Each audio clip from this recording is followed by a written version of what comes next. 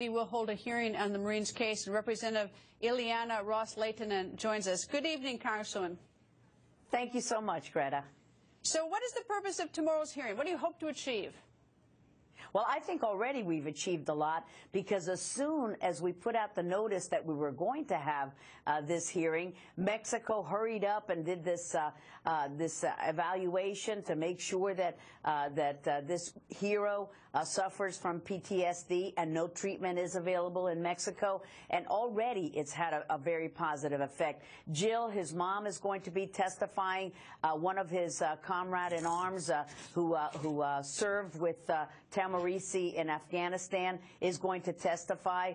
A veterans group will be there as well. You know, this is a hero, an American hero who served 2 tours in Afghanistan. He took a wrong turn into the Twilight Zone. He freely declared that he had registered arms with him, wanted to turn around, and for that he has been in jail in this gulag for almost 200 days. It is outrageous, Greta, that the U.S. government has not been able to deal one-on-one with the president of Mexico and say, hey, take a little interest in this Marines case. Outrageous. Well, I think there's some also, I mean, I don't know, I don't want to get ahead of ourselves in terms of whether he's going to get released now that this the prosecutor's own psychiatrist says he has PTSD and can't get treatment there in Mexico. But I think that, you know, if this does happen, I may be getting ahead of myself. They've got the 2 Marines who marched 300 miles last week to the White House.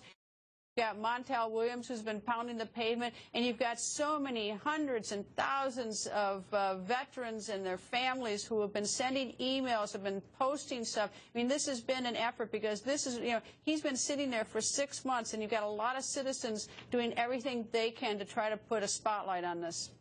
And we've got Greta. Really, Greta, hats off to you. You have taken this issue on from the very first day when Jill, the mom, thought, there's nowhere I can turn. You've taken Tahmooressi's case, and you've made it a headline case. This is an outrageous act of injustice.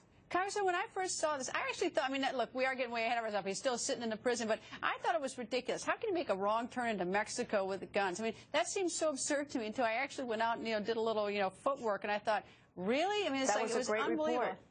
But it's, you know, and you know, go ahead. And it's not our only case. I had a constituent, John Hammer, Olivia Hammer, his mom, also was in a similar predicament, and it took a lot of hard work and effort to get her son's case heard. There are a lot of these cases. Mexico's got to deal with this, these gangs that are controlling these prisons, and really besmirching the reputation of that country. Well, there's a lot of problems there. We've also got that horrible drug trade, but that's another whole show. Anyway, Congresswoman, thank you. That's a whole other.